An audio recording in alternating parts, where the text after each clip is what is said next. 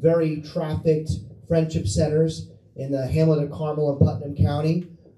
Earlier this year, during our State of the County address and presentation, which we held at Ace Endico in the town of Southeast, very successful business that has been growing.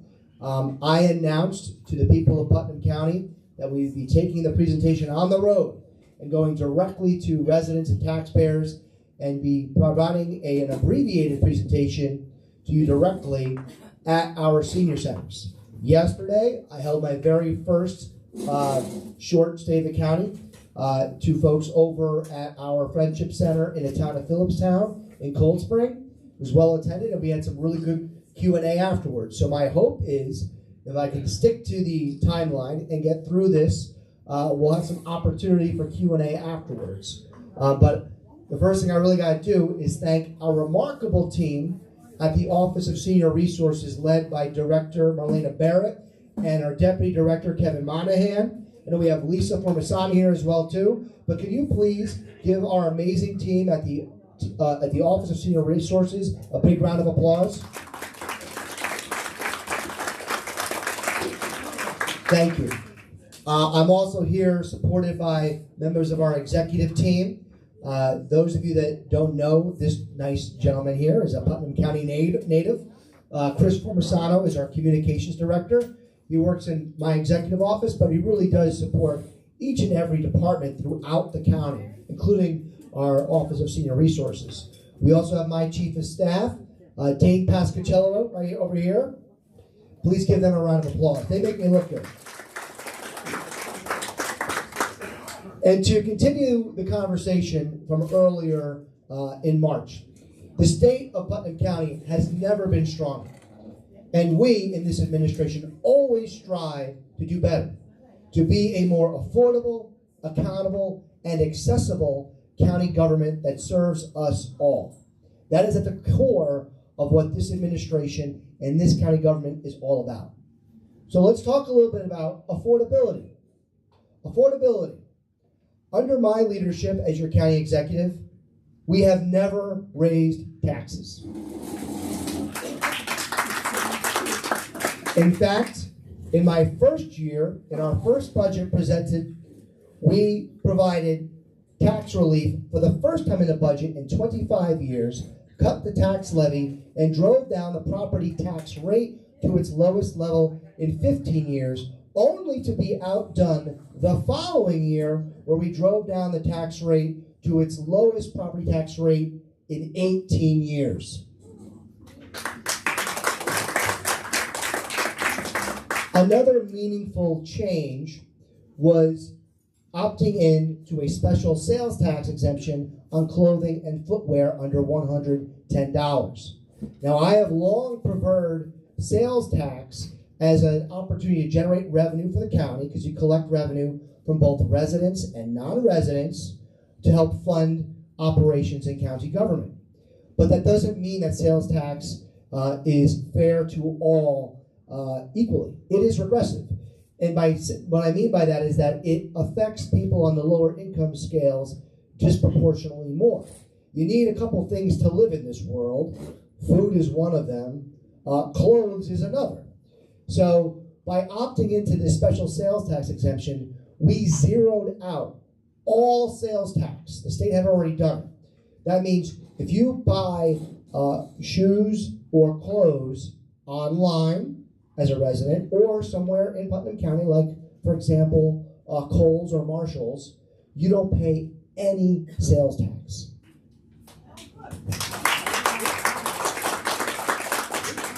That includes online too, so you go on Amazon, Etsy.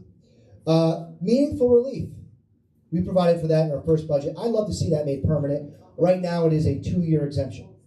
We also, in our budget, bolstered our property tax stabilization fund. That is a special account in our general fund to allow us to prepare for the future so we can rely less on property taxes when we don't need to. We also have been able to leverage the sales tax revenue by seizing the opportunities presented to us, really by two things. One was a U.S. Supreme Court case that has allowed both the states in the country, and by extension county government, to receive sales tax revenues from online purchases. There had long been a constitutional conflict with this issue because of interstate commerce, because you obviously can buy online from other states. And because Congress never acted on this, it required the United States Supreme Court to make a decision.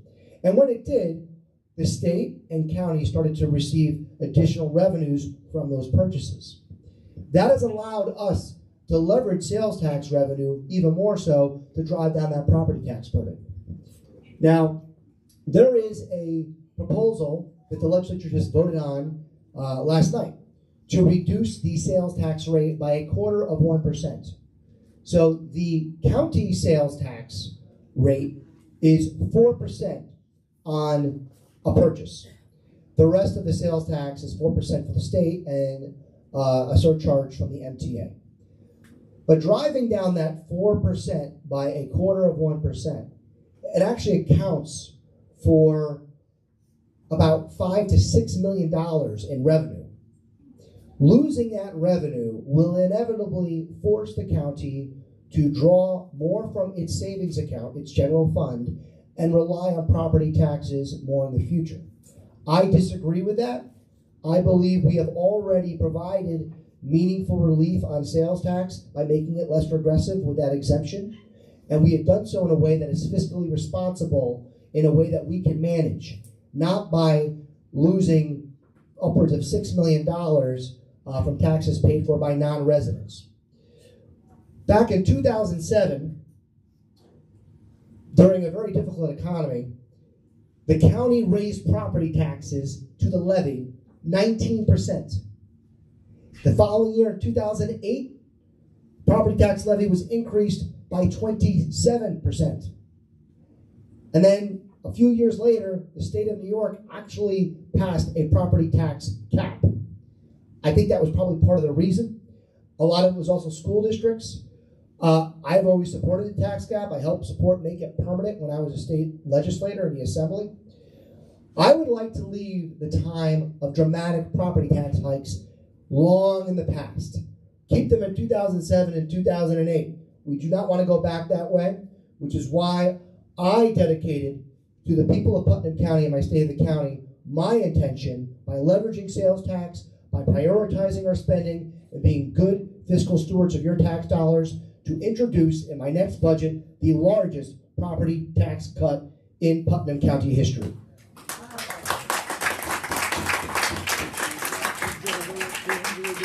Understanding there's a different opinions amongst elected officials with different forms of preferred taxation, sales tax versus property tax. I took it to you, the voters. Legislators and politicians wanted to make a decision. Yes, people can go to a public meeting, but quite frankly, most folks may not take that advantage.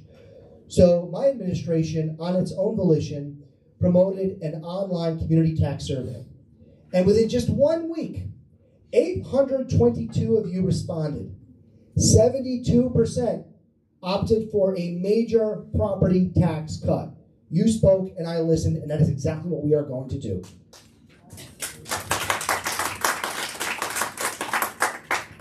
Now, I said affordability, accountability, and accessibility.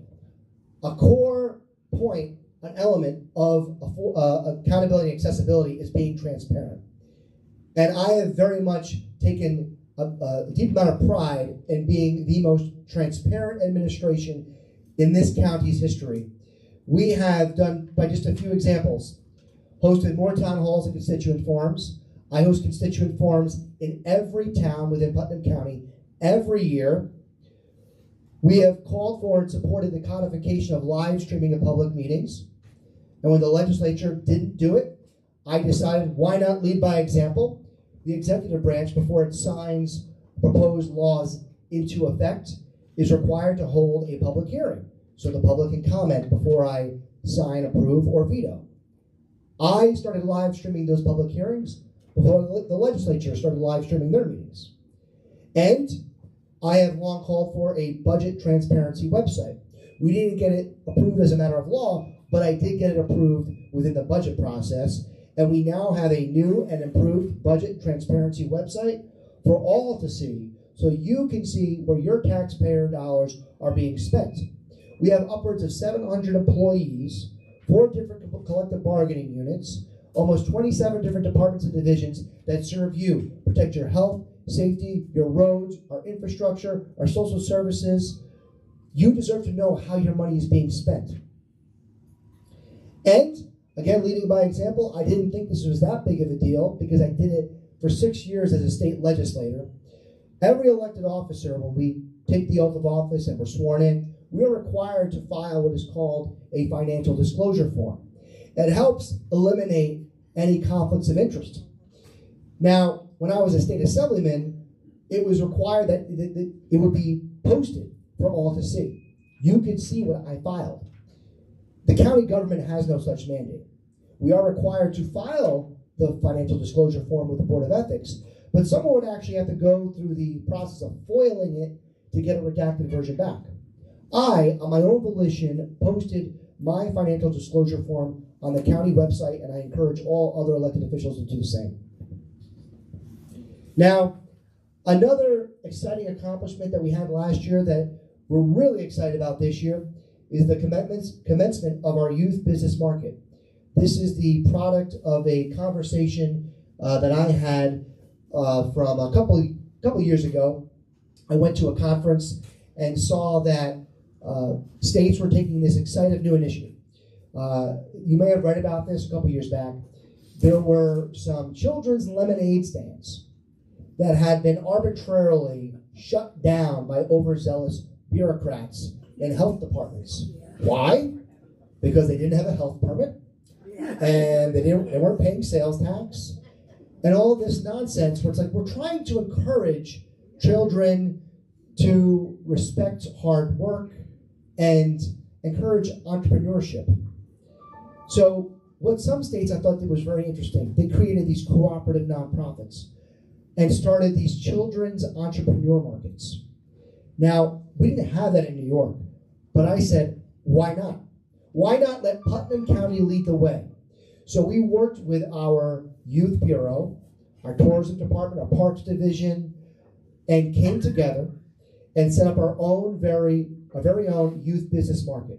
We had 600 visitors, over 70 youth vendors, people traveling in from all over, including the Bronx, Orange County, Dutchess County, Westchester County, Rockland County, Connecticut, featuring all sorts of exciting materials.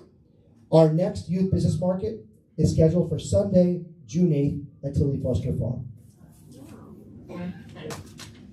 So, by the way, you got any grandchildren that live in the area? Please encourage them to sign up.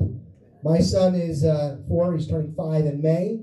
It's from ages 5 to 17, so it's a big, large array of products. One of the most exciting, a lot of lemonade stands, right, that were being sold. 3D printed items, bracelets, face painting, I think was one of them. People were selling cookies. But one of them I thought was really interesting was this child that was clearly like a genius. Figured out something I could never figure out on my own. A Rubik's Cube. Anyone else know how to do a Rubik's Cube? Yeah. Good for you, I don't. He didn't just do the Rubik's Cube in like less than 30 seconds. He developed a cheat sheet that he was selling for a few dollars.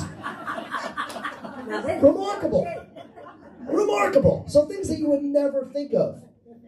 Really exciting stuff. And we're excited about doing it again next year. Another big accomplishment that we announced in my first year in office, but if you know anything about government, the speed of government is not the speed of us as individuals necessarily. It usually takes years and years. Getting anything done inside of a year and a half is a big deal. When the federal government came down and gave millions of dollars to local governments with the American Rescue Plan Act, prior administration spent money on a lot of different things. A lot of them were notable. That spent some money on things like golf courses. I would not have made that my first choice. But this one is a big one. Our fire and EMS training center. When we spend taxpayer money, I like to say we focus on the core functions of county government, things that we are inherently designed to do, that are part of our mission. Public health and safety are clearly at the top of the list.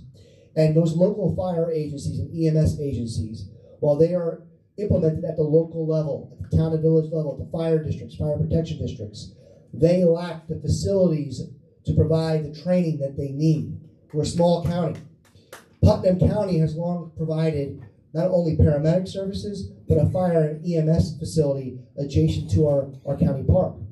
But the tower next to their burn center has been closed for a decade. Couldn't use it. I went through Firefighter 1.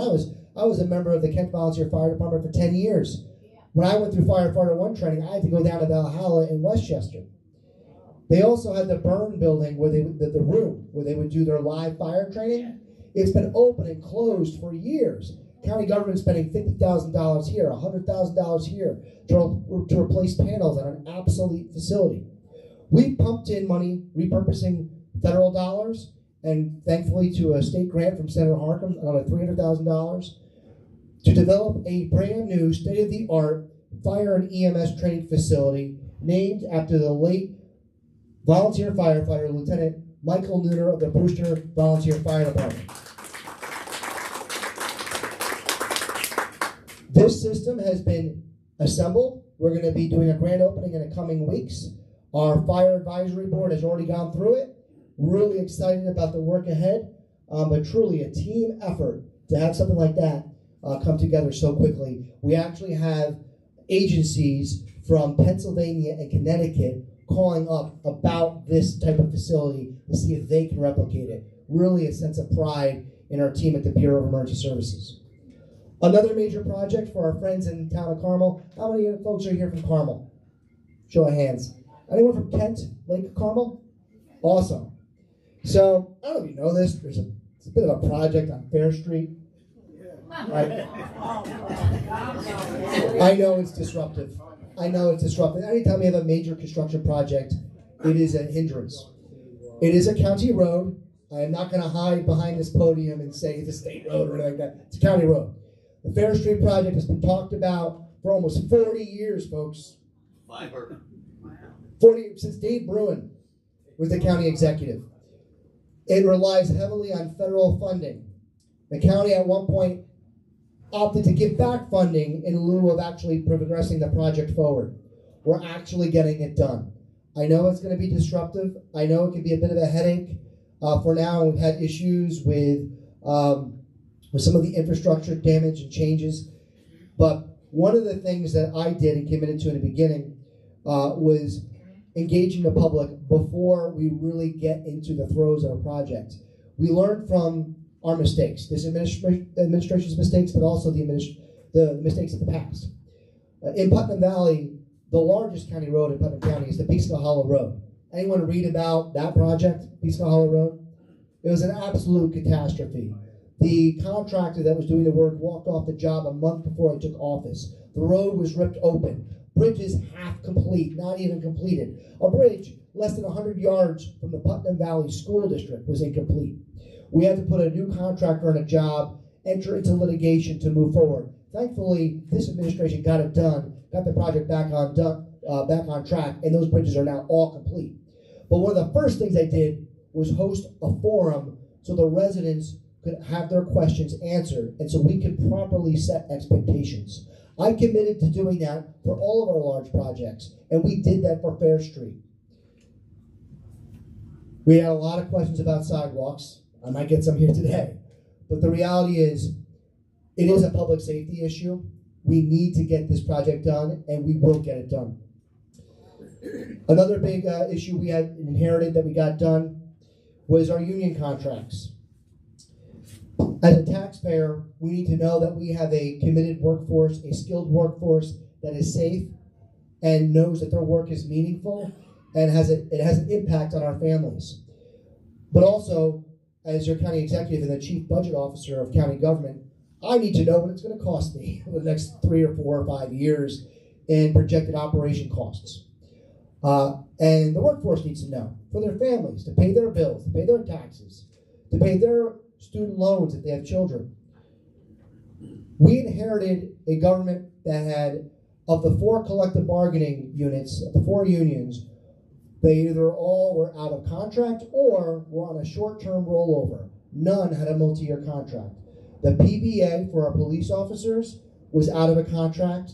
The CSEA which is the largest union in the county, Puma, which provides union benefits for our mid-level management, and our corrections officers union all had a one-year rollover.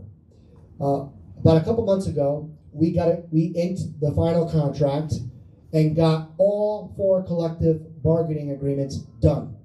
So now we have multi-year agreements which provides benefits and a fair expectation and confidence for our staff, but also for taxpayers. Very big deal, and I'm very grateful to all who participated in those negotiations. Well done, well done. Another initiative that was rejuvenated and brought back to life in this administration was Think Differently. It's something I talked about as your state assemblyman. I actually brought Mark Molinaro, who was the Dutchess County executive at the time, to Putnam County and gave a presentation on it. It was really born by Mark's administration in Dutchess as a way to expand the way we provide services and to truly think differently about those with intellectual and physical developmental disabilities. So it's about accessibility to services, but it's all about truly, in a sense, thinking differently and being a call to action when we make decisions in government. When I took office as county executive, we decided to actually follow through on the resolution and act on it, which I don't believe is really being done. It's nice to pass a resolution, it's a statement, but you got to act on it. Actions speak louder than words. When I took office, the county office building, right in Lakeland, Ida, where I go to work every day, where the legislature meets and has its committee meetings, where members of the public can go and engage with their elected officials, where the county clerk is if you need records, where the district attorney's office is. I realized there was no handicap ramp. I realized that if you had trouble with stairs, if you were on crutches, or if you had a walker or a wheelchair, and you wanted to get to the legislature's office or my office, you had to go in through the back entrance by the other courthouse, be buzzed in by a police officer, go in through the basement, hit the elevator button, go all the way up to the 3rd floor just to engage with your elected officials. Now, we have installed ADA improvements with a handicap ramp at the main entrance with a fully accessible handicap door, ADA accessible bathrooms on the ground floor so people can fully access their county government.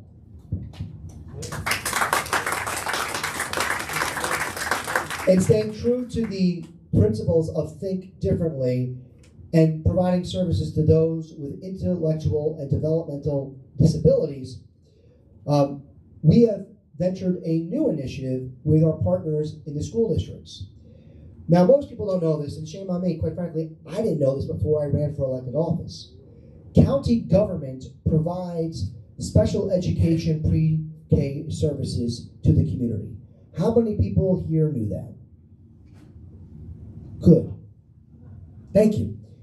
Most people probably don't. Now, that is important. It is a mandated function, but it's a really important function of county government in New York. We provide something called early intervention for those younger children, 1 to 3, and then special education services for those 3 to 5 or 6 years old. Now, for years, the county has contracted many of these services out to agencies, but they're not in Putnam County, meaning many of these children have been on a school bus or having transportation services, traveling outside of the county to get these needed services. Some of them waiting on a bus for over an hour, and in some cases nearly 2 hours to get the services they need. That's 2 things. 1, it's unfair to the child and that child's family. 2, I don't know if you know this, it costs the county government a heck of a lot of money in transportation costs.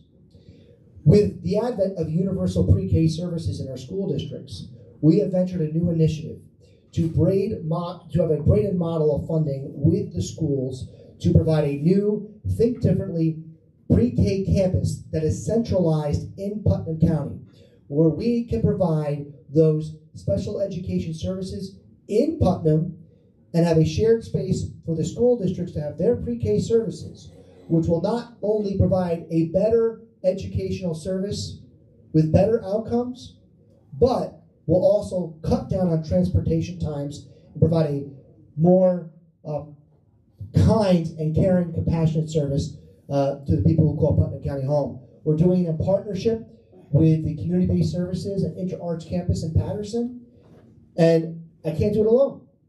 Patterson, the town of Patterson, has been helpful. They passed legislation enabling the county to move forward, but I'm going to need help with the legislature. They need to vote on this. I'm going to need help with the school boards. They need to vote on this. There's a lot of excitement. It's very popular, but I need their help, and we're hoping to get it done in the coming months so it can take effect next school year.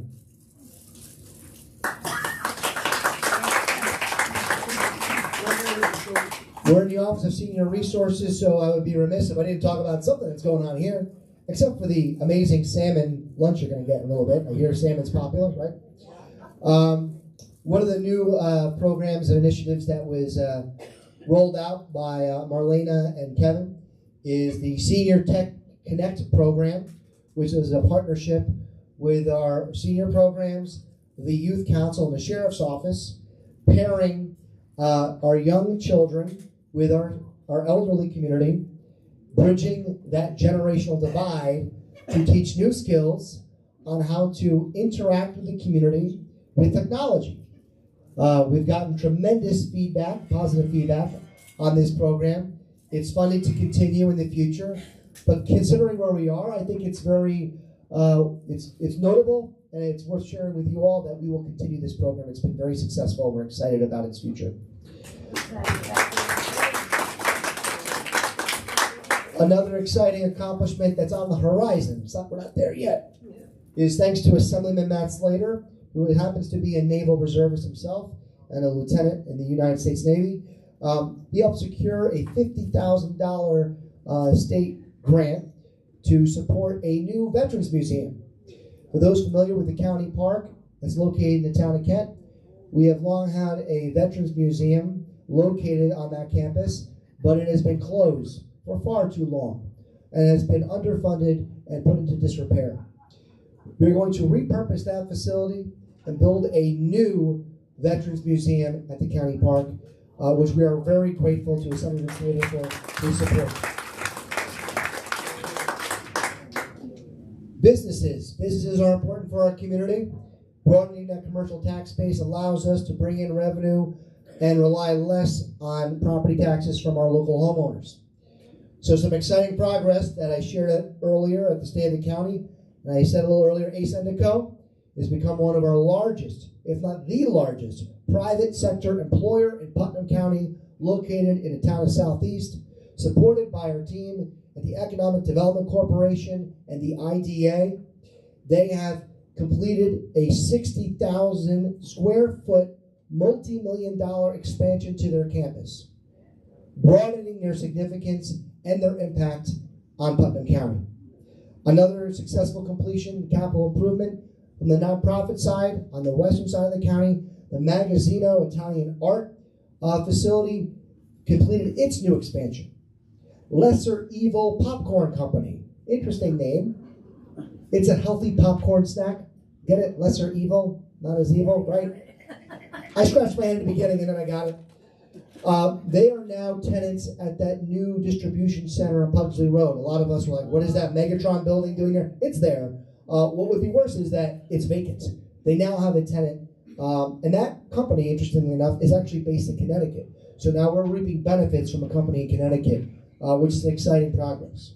Brewster Yards is a new project that's coming online. I supported in the Assembly for new youth outdoor recreational fields. That's making a lot of progress in Putnam County too. We also talked about earlier this year about the future of farming. There's been a lot of discussion in the newspaper about agriculture and the future of farming. I committed to the people of the farming community, but also the people of Putnam County, that I would host a roundtable, which I did in Putnam Valley a few weeks ago. We had a robust discussion about what the county government continues to do for farming through organizations like Cornell Cooperative Extension that purchase produce from local farms to support our food pantries and food banks. Very important work. But also talked about the agricultural district, tax exemptions. We listened to the Cornell Cooperative Extension. We had people from the planning communities in Westchester, in Dutchess. We had current and former members of the Agriculture and Farmland Advisory Boards present. We had farmers present. We had elected officials present. Very interesting discussion, which I think will lead to updates to our policies and procedures in the future. I'm sure I'm getting towards the end here, folks. I appreciate you being so kind. I also talked about our Veterans History Museum, our Veterans Museum at the County Park. But speaking about history, another exciting opportunity that we will be celebrating next year, and you'll be seeing more of it this year, is the anniversary, the 250th anniversary of our nation's independence. It's a big deal.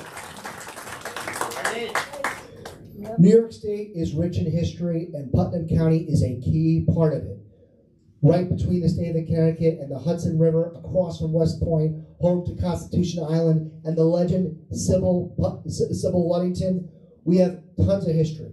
So we have a volunteer committee that's working with the historical community to lead this charge and put on display an array of activities and events to celebrate the 250th anniversary of our nation's independence. And two volunteers leading this committee are none other than the Honorable former Governor George E. Pataki, resident of Putnam County, and member of our benevolent community, founder of Preserve Putnam, George Whipple. Very exciting stuff. I know we're going to have exhibits at this year's county fair from reenactors and the historians' offices from all over the county, so I really hope you get a chance to come. You can learn more about Rev 250 at putnamcountyny.gov/Rev250. Now, in conclusion, I like to say that Putnam County embraces opportunity, and people with different ideas, views, and backgrounds always have an opportunity to work together to achieve a common goal. Today, you have heard some successes and goals of my administration, but none would be possible without your support. I believe we can pass the largest property tax cut in county history. We can lower the cost of living for everyone, care for and support our most vulnerable residents, and build on our victories to invite a better, more prosperous tomorrow. There is only one Putnam, one New York, one America. Then let us do this important work together. Thank you.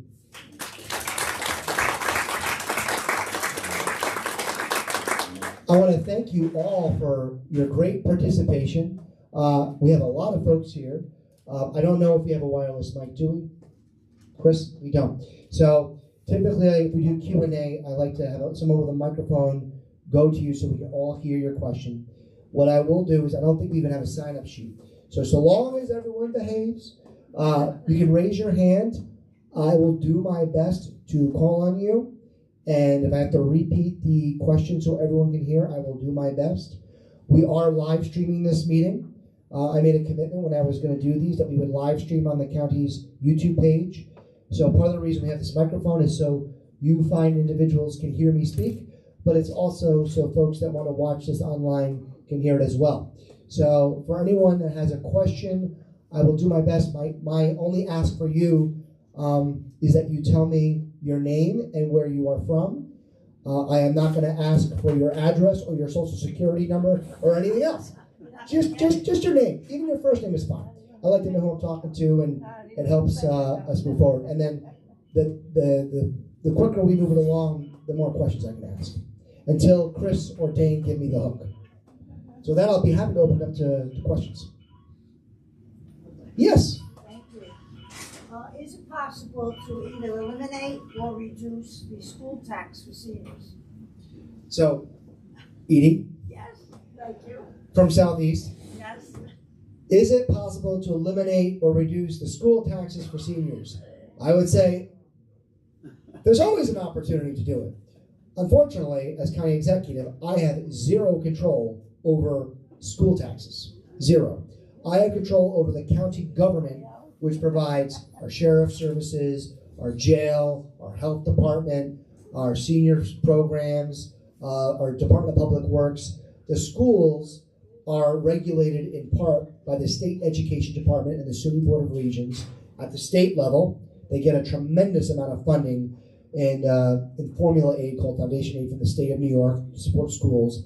But the school budget is not set by the county. The school budget is set by the school board, which are independently elected. So we have school districts like Carmel, the Southeast School District. So I have no direct say over that.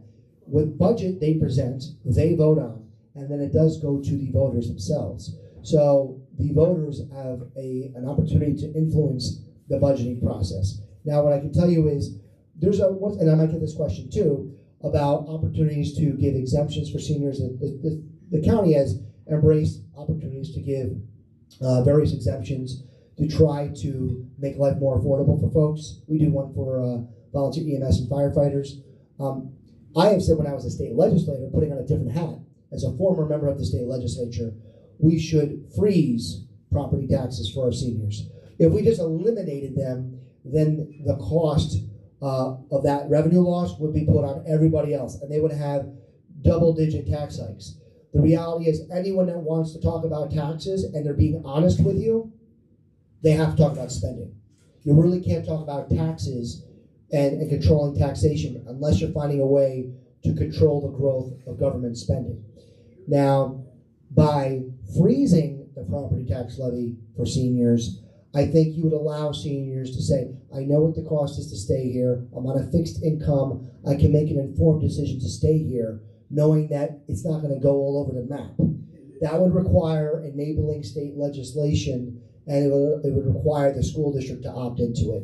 I have not seen that idea get any traction. I think there's a lot of resistance from those in the schools and in Albany.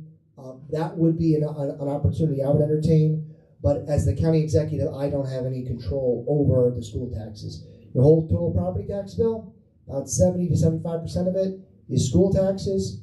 9% of it is your county taxes. The rest is either town or village or special district taxes. I do remind folks, part of the reason we're very proud, we do a good job controlling taxes in Putnam County government, it's 9%, it's because we do a good job. The other part is because your other taxes are so high. So that's not really a fair thing to celebrate. If somebody else is jacking up their taxes, why we should celebrate it. The other reason is, which people don't always say, is other counties like Dutchess and Orange redistribute county sales tax revenue to towns. So part of the reason why their portion is lower in our neighboring counties is because they're getting a different revenue source. So yeah, obviously it's somewhat selective. We do a good job, and we're always trying to do better. So, but I'm sorry, I cannot unilaterally do that. I know that was a long answer. Yes, sir. Name and town, please. Brewster, Phil. Thank you, Bill from Brewster. No, Brewster. Not Bill, Phil. Phil from Brewster. Yes. Question. We have so many different groups in charge of public roads out here. Okay, so we got tree trimming from the state, tree trimming from the county, you know, but the actual people that own the infrastructure delivery system is a pole. That is 1850s Morse technology. Okay, that bottom wire on that pole is fiber optic. That's 21st century. I had a communications professor in college tell me that fiber will be replaced with wireless. We don't know signal radiation and the cost of it. So why would you want to go to a cell tower? My point is, why can't we make a stronger pole like other places? I lived in Naperville. I owned not one, two video game stores, and I had a summer home in Wisconsin along the Great Lakes, and I had a nice house. Thanks and no thanks to September 11th, because now I'm physically ill and I may die eventually sooner rather than later. We don't know that, but I'm going to fight. But my point is, why can't we, and I know your opinion on bond issue, But why can't we modernize by putting in a steel structure? Or, because I do know about groundwater rules. I do know that. As I was in public safety my whole life. But why don't we just modernize? Because we've got roads with 5, 6 power outages in one season alone. You got guys who are permanently on I was there a while ago. I had open heart surgery. No thanks to the Cleveland Clinic. I am now here. Still. But the point I'm trying to make is why can't we modernize the county and be better than everybody else? Because I know my brother fled Nassau. He's living in Raleigh now, and he brought his 55 employees with him. And that's my question. Sure. So for those who didn't hear the conversation before about the bond, I did say no to the bond, because my point is, just to clarify, I don't want the county government bonding for something that the utility and the state is responsible for. That I'm not going to do. So I wanted to just clarify that.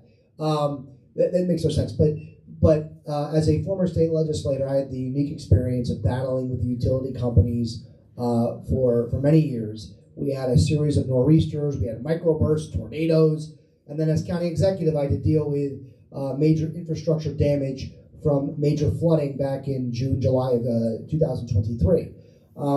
Specific to the utilities, they are regulated by the Public Service Commission and the state to a degree, really not the county government. I will say, as far as local infrastructure, our county Department of Public Works, which maintains all the county infrastructure, I think they do a remarkable job. Obviously, I'm biased, but I would say to all of our town highway departments and village highway departments, they are the ones that really know how to share services and work together. They really do an excellent job. They were doing shared services and intermunicipal agreements before executives and supervisors were doing it. It was a trendy thing to do. The highway supers probably did it on a handshake, which may not be the right thing, but they got it done. And we do a lot of that today. Just to give them a little bit of shout out, since you mentioned those folks. The utilities, what I would say is there's an opportunity for them to harden infrastructure. We did a lot of that when I advocated as an assemblyman to the Public Service Commission. When we had major outages, unfortunately, it seems like this is like an automatic thing now. There's a big outage. Politicians call for a hearing, and they have a hearing with the Public Service Commission. We complain about it. They make some modifications until it happens again, and it happens again. They've done some improvements, and it's the same thing with the rate cases. You have these utility rates go up. They're not set, quite frankly, but obviously not the county government. They're approved by the Public Service Commission, requested by the utilities, but there's some things that utilities contribute to, like it's the cost of delivering that power to you, but then there's the cost of energy, which they don't have control over, which is a separate issue, which is why you want a nation that is energy independent and can harness its own energy. But opportunities to harden and make our state and our community more resilient are good things that the state should find opportunities to finance with the Public Service Commission and the utilities. They can do that through technology. They can do that through selectively where it makes sense, putting wires underground. They could do it with a more aggressive vegetation management program, which I very much advocated for. I got flack for it. I had a great town supervisor in Putt Valley. Yeah, Sam Oliveria was like, let's trim them back 20 feet. I'm like, fine with me, but you're going to get people complaining to you, because then all of a sudden you got someone cutting a tree on their front yard. So it becomes controversial. It was very controversial in Westchester, where they did not like to see what they felt was like clear cutting. But the reality is the large source of the power outages was from fallen trees through severe storms. We do live in an area where we have the seasons and we have storms and inclement weather. It's not new to me. I've lived here my whole life. I'm 40 years old. But you can mitigate that and make the grid more resilient. So I obviously support those opportunities. All right, we got more questions. I'm trying to go in the order. I'm sorry if I'm out of order, but I saw this gentleman raise his hand first. Hi, Kevin. My name's Peter Persimpiri. I'm from Southeast. And I have one question, one observation.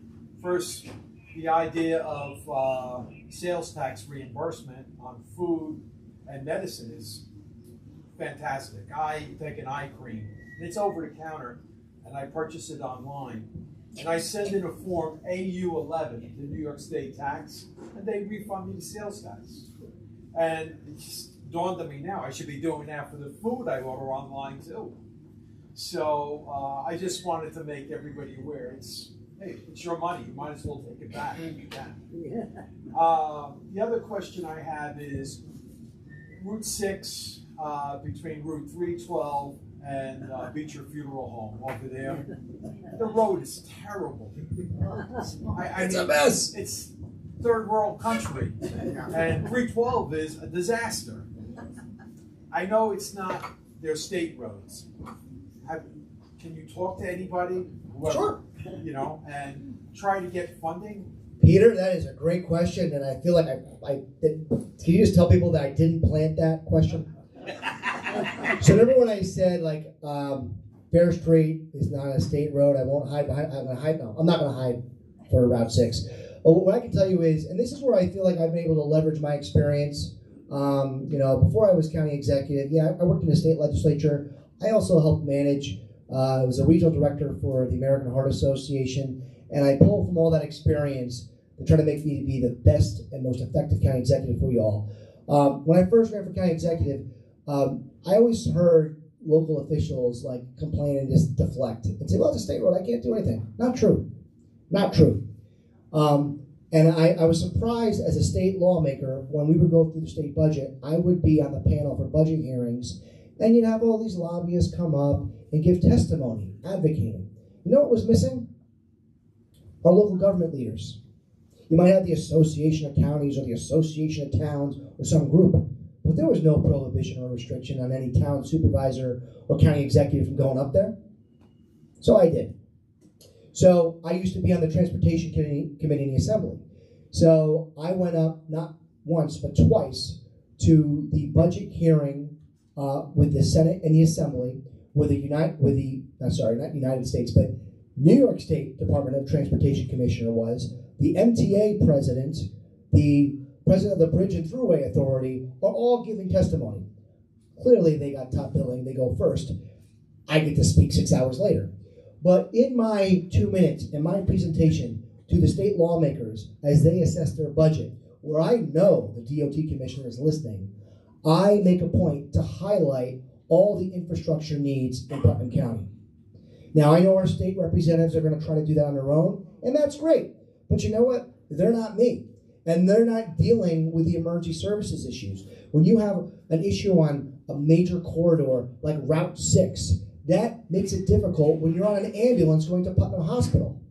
I had back surgery when I was in high school. I remember having like major issues going over bumps and potholes. I can't even imagine someone who has a serious physical disability now having to go through Fair Street. I hope they take a detour, but that would be very difficult. And having road in the condition like Route 6, also I think it's in bad shape in Mayapack. You know, we had our St. Patrick's Day parade. I'm a proud Irishman. I played the bagpipes. Many of you are probably at the luncheon, right?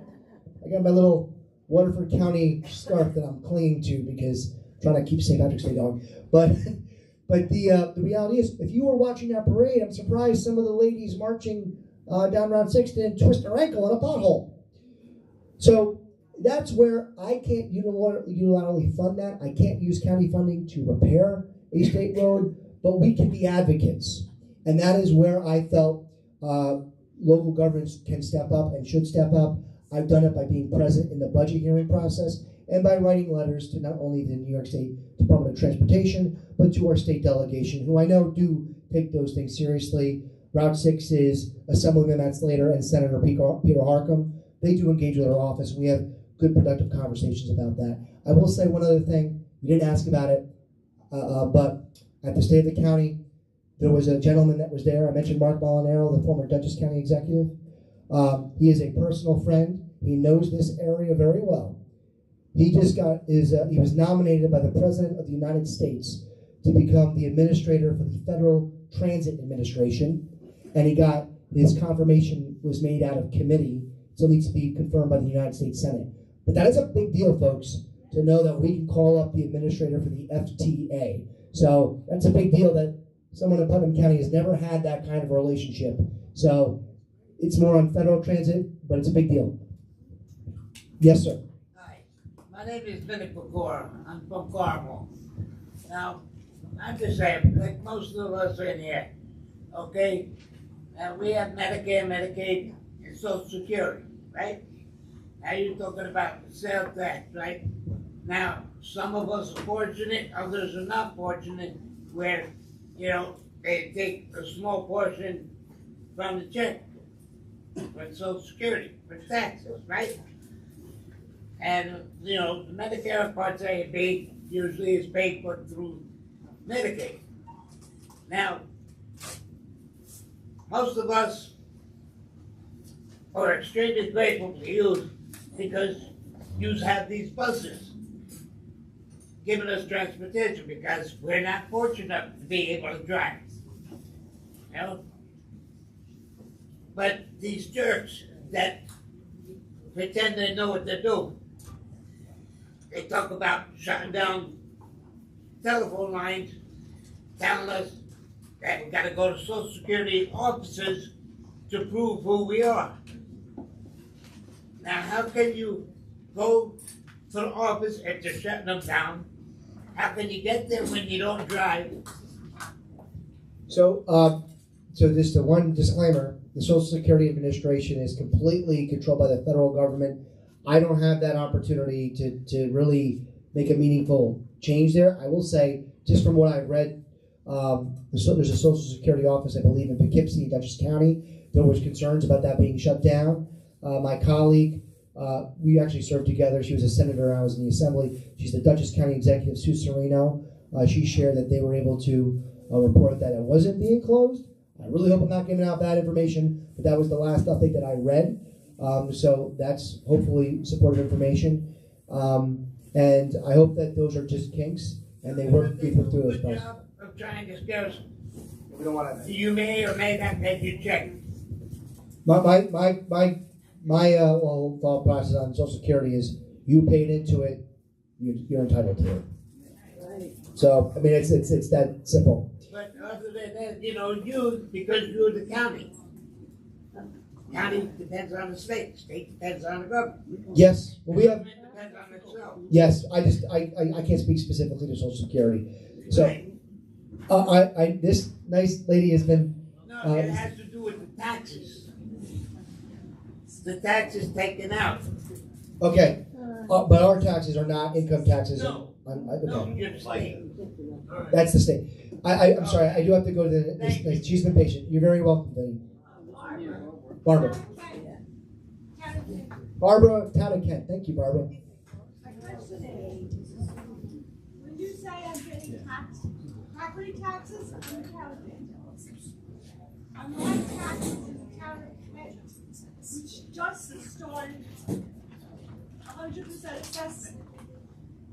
Am I paying more than other towns in the town of Kent who do not have 100% tax assessment? So the assessment's done locally by the towns.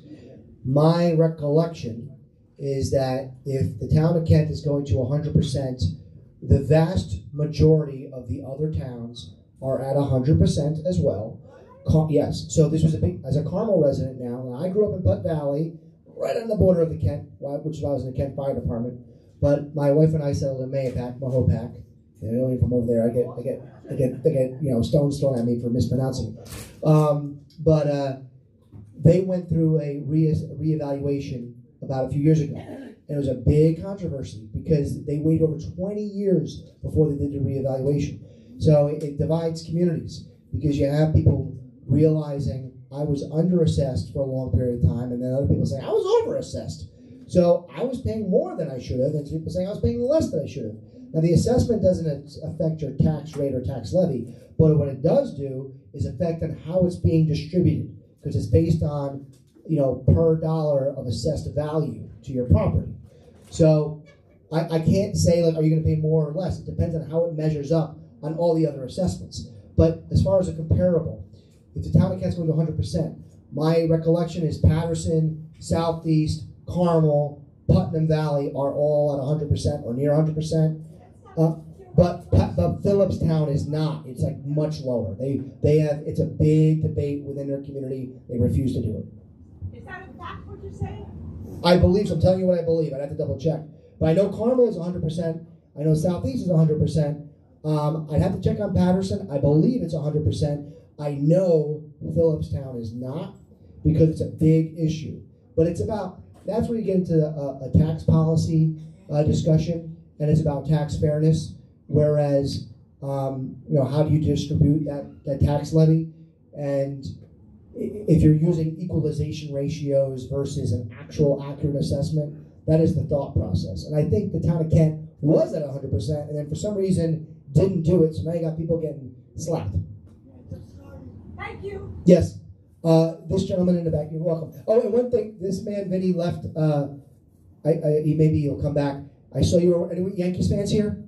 Yeah. Woo! All right, Yankees fans. I saw him wearing a Yankee shirt. There was a big issue. I'm a miserable, disgruntled Jets fan. So, but I need to have some friends growing up coming to Carmel High School, so I rooted for the Yankees, so I wouldn't be all alone. But there was this big issue with Yankees, the Yes Network, and Comcast, right? Oh man, they were threatening a blackout on the Yes Network or forcing you to charge another $20 just so you could watch the Yankees play. Completely discriminatory because the other network, SNY, for those Mets fans and Jets fans, there was no extra charge. I actually spoke with Randy Levine, who's the president of the Yankees, because he knew that this area was going to be hurt by that. And I spoke with Sue Serino and Duchess, and we wrote a letter to the Comcast and Yes Network presidents to make sure they get to the table, get it done without a blackout. And they've announced yesterday they got an agreement without any blackout. So no disruption in Yankees baseball games. So good thing for small victories. I'm sorry, sir, I didn't mean to interrupt, but I didn't want to miss that opportunity. Go ahead, sir. I'm John Rowell. I live in Brewster. I just had a question about the upcoming renovations that are supposed to go on in the town of Brewster on Main Street. Do you know anything about that? John Rao, Village of Brewster, question about the renovations. I believe you're talking about the Envision Brewster project. It's about 10 years ago. I think they've made, my understanding from memory, is they've had a lot of progress going through some of the community hearings. I did attend a few when I was in the assembly. Obviously don't live there, but I was a stakeholder, still am, as a county executive. They got through a lot of that process, even the eminent domain, which is, quite frankly, some of the most controversial pieces for a project like that. And then tragically, the lead developer on the project passed away, Joe Cotter, a few months ago. His successor initially kind of reinforced that it was going to move forward. I believe they've since kind of cycled back a little bit, and they're trying to find another person to finance and lead that project. So I don't have a real meaningful update for you. I'm sorry. I do, some folks have given the Village of Brewster a bad name over the years. I believe it's a beautiful area that needs a lot of TLC, tender love and care, but it is the hub of the Harlem Valley. It connects communities. It's tied to a transit system that connects you to the city of New York, and it has a lot of opportunities. So I'm excited about the future, but for that specific project, I'm sorry, I don't have a real meaningful update for you. The only reason I asked that question is because last year when you had the May thing that they have in the town, the spring thing or whatever you call it. Oh, the Founders Day, that's not Founders Day, the Fall Festival? There, and nobody had any clue as to what was going on at that. So, for those that didn't, the question was about the revitalization project in Brewster. It also was relying on some state funding, but also there was uncertainty at the last year's Fall Autumn Festival that used to be called Founders Day. I'm sorry, I don't have a meaningful update for you, sir. We had another question here, sir. Yes. On TV this morning about driver's licenses. That if you have an existing driver's license, it's no longer going to be recognized as a point of information, and you have to go to motor vehicle department and get the new license that has a star on it. What brought this about? Our amazing county clerk can give a much more comprehensive answer for that. because unlike some counties that are bigger like Westchester, that has a state DMV, our county clerk manages our Department of Motor Vehicles in Putnam County. I know a lot of that is federally driven and state driven. The enhanced license, some of it's for opportunities for you to have a better experience when you fly, domestic or internationally. I can get you an answer for that, sir. I'm sorry, I don't have a lot of the information. I have the advanced license already, but now I have to go to motor vehicle, make an appointment for them, and they're gonna have to give me a new license with a star on the right-hand side. I'm just wondering, what the hell's going on here. So, question about adding a star to the license, I'll have to get back to you. We can get back to you, get a better answer on The that. second question is, who handles the mills rate on the taxes? The mills rate is set. First, we have the real property division of real property taxes in the county, and the mill rate for county. The mill rate, just for everyone to know, it's basically dollar per. It's your tax rate, your property tax rate, and it's the dollars from the tax levy per $1,000 of assessed value on your property. So when I say your property tax rate is 2.7, it's $2.70 per $1,000 of assessed value. So our Commissioner of Finance, which also oversees our Director of Real Property Taxes, sets the mill rate for the county following the assessments and our really the tax levy and tax warrants, I should say. Why is the town of Kent Somebody else the asked a highest question. tax town in school tax in Putnam County? Why is the town of Kent mills rate higher than everybody else's? I can't. I'm not a town official in the town of Kent. The question was about why is the tax rate, the mill rate, different in the town of Kent? The county mill rate is not. It is the same across the board. But I can't answer for a town tax rate. That's a levy and a rate set for their town government operations, town police departments, town facilities. I heard someone else trying to raise a hand. I've been trying to go around, and we've had new hands being raised. Was somebody? Did I see a hand somewhere back there? I'm sorry. In the back is the back in the plaid. It looks like Royal Stewart tartan. Go ahead. I'm Alexandra from Brewster. When we were talking about the Think Differently initiative, I want to suggest that the town bring back the legislative forum for handicap. You remember that? You don't. Yeah. The the county. Yeah. You were one of the few elected politicians to show up at the last one that the county organized, for which I will always thank. That's a yearly event where people who are handicapped or their relatives or caregivers can come and address the issues. That might be a way to bring back some new ideas as well on this. Sure. We added a new position. The individual's name is Dana Tupance, who leads our office for individuals with disabilities. That's really a title, or coordinator. She's an office of one under DSS. I think that happened with the change in leadership within Social Services, Mental Health, and Youth Bureau. We had Commissioner Mike Piazza for a very long time. I certainly support doing a forum. I have no issue with doing a forum. It wasn't an expense to the county, really. So I'm happy to do it, but I think that was just an oversight and gap and change in leadership. But I have no issue with that. Well, can you reinstate it? Yeah, I have no issue with doing a forum on that. And the number one issue for us were two: housing and the salaries of the direct support staff in these homes. That is largely, I know a lot, that's a big conversation right now with the state. It's a big debate within their state budget. I know yesterday was April Fool's Day, April 1st. It also was the state's budget deadline for the state legislature to pass the budget. And guess what? They didn't pass it. They didn't do it. So, but there's a lot of things that get debated. You have 150 assembly members, 63 state senators, right? That means 213 different opinions, right? And you have the governor and her staff. So, but one of the big issues is CDPAP, and it is funding for direct care workers. Yeah, I mean, they get nothing. There's a huge turnover at the homes. It's really discouraging as a relative of someone in one of those homes. And I don't understand why the legislative forum was canceled. I mean, again, you attended it. I don't know. I mean, it's sort of discouraging to have you just shrug your shoulders, frankly. I don't think it was canceled. I don't think it was scheduled. Well, I that's think the it's, same thing. It doesn't happen. of course, I'm The proud last of it. one was like 3 years ago. I've never canceled it, so Well, I I'm happy realize, to. I would say, I realize it, but it's kind of confusing that people are even curious about why it didn't happen. I get invited, I go. I'm happy to do a forum. I'm doing a forum right now where we have stakeholders that are not specific to one subject matter or interested group.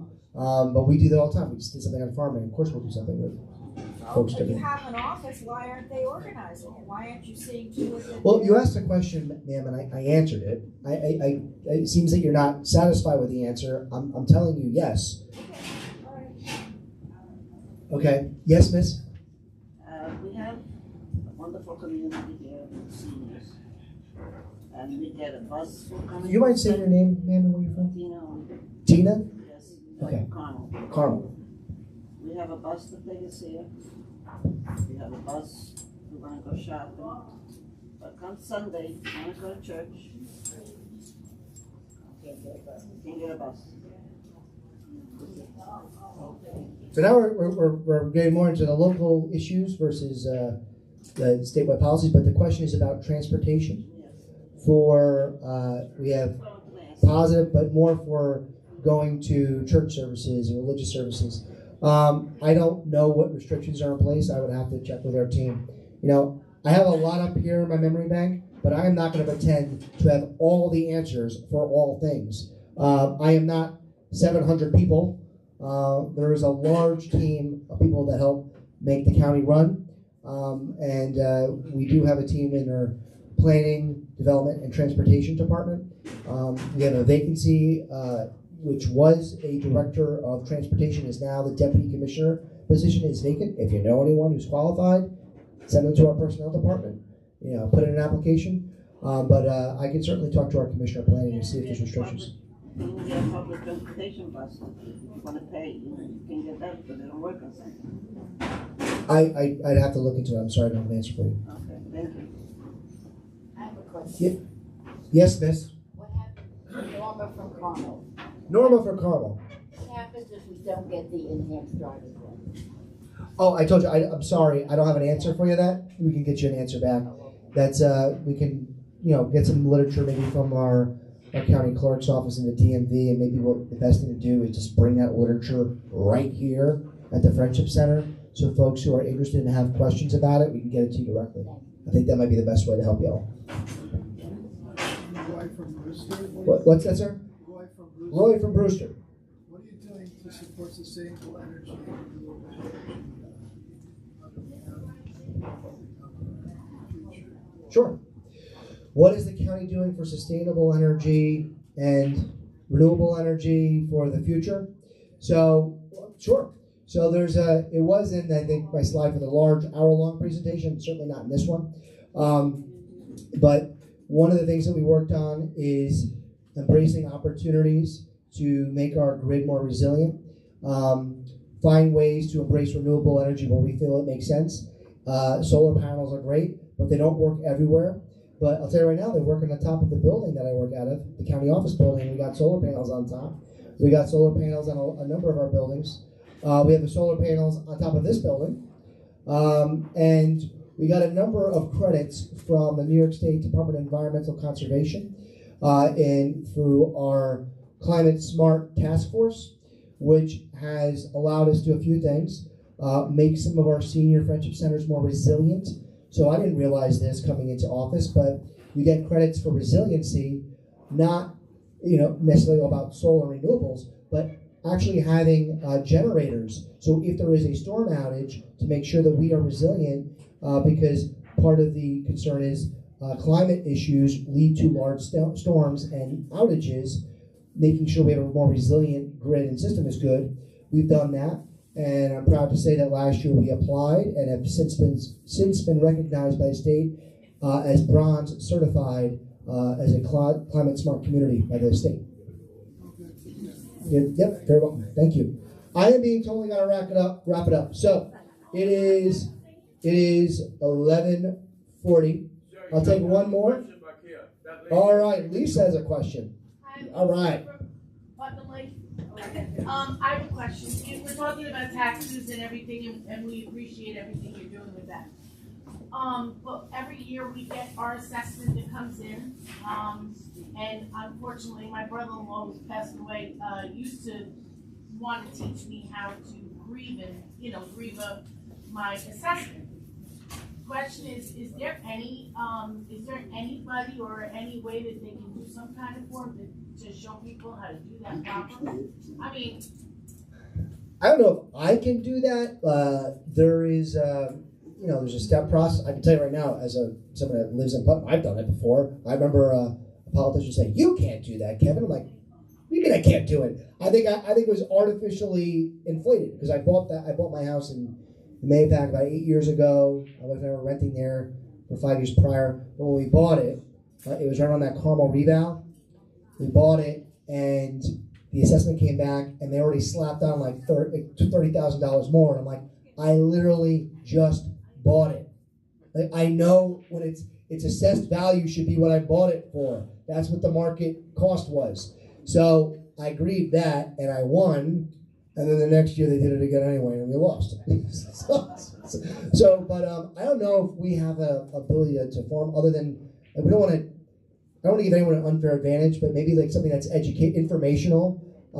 We could try to come up with something, and a lot of that's done though at the town level. So I don't know what the county could do, but we could try to brainstorm some ideas. I want to thank you all for your patience. I'll try to stick around, so I'm not going to speak at the microphone, but.